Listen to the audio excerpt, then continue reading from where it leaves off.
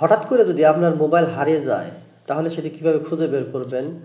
আর মোবাইলের একটি অপশন যদি অন করা থাকে তাহলে খুঁজে বের করা সম্ভব, আর যদি অফ করা থাকে সেই অপশনটি তাহলে আপনার মোবাইলে খুঁজে বের করা খুবই কষ্টসাধ্য হয়ে যাবে। তো যাই হোক, মোবাইল যদি আপনারা অনেক সময় সেই অপশনটা অন করে রাখতে ভুলে যান, সেটি কিভাবে করবেন আজকে সেই টেকনিক আপনার সাথে আমি শেয়ার করব। Let's get started. So guys, প্রথমে আপনাকে আপনার মোবাইল ডিভাইসে যে সেটিং অপশন সেখানে ক্লিক করতে হবে। এখানে আসার পর দেখবেন নিচের দিকে আপনার মোবাইল ডিভাইসে ডিফল্টভাবে দেওয়া থাকবে যে গুগল একটি অপশন থাকবে, সেই গুগল অপশনে ক্লিক করবেন। সেই গুগল অপশনটি আসলে দেখতে পাবেন যে আপনি অলরেডি আপনার মোবাইলে যে জিমেল অ্যাকাউন্ট, আপনার যে জিমেল অ্যাকাউন্ট সেটাতে কিন্তু অ্যাক্টিভ আছে, ঠিক আছে, অ্যাক্টিভ করে নিতে হবে।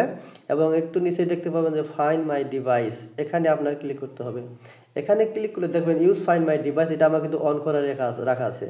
এটা ডিফল্টভাবে অফ থাকে। আপনাকে নতুন অবস্থায় কী করতে হবে, মোবাইল কেনার পরে বা ওপেন করার পরে এখানে এসে আপনার ডিভাইসটি ডিফল্টভাবে অন করে রাখতে হবে, ঠিক আছে। তাহলে আপনার মোবাইল যদি কোনো সময় হঠাৎ করে হারিয়ে যাবে, চুরি হয়ে যায়, তাহলে এটা অপশন খোলা থাকলে, অন করা থাকলে আপনার মোবাইল ডিভাইসটি খুঁজে বের করতে পারেন।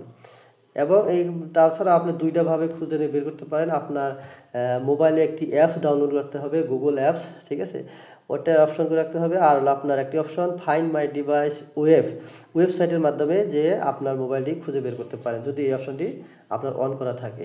যদি ভিডিওটি কারো কাজে এসে থাকে তাহলে আমার পেজটি ফলোতে রাখবেন, আমার সাথে থাকবেন পরবর্তী ভিডিও পাওয়ার জন্য।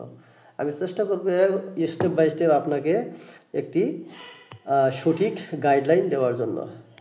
ধন্যবাদ।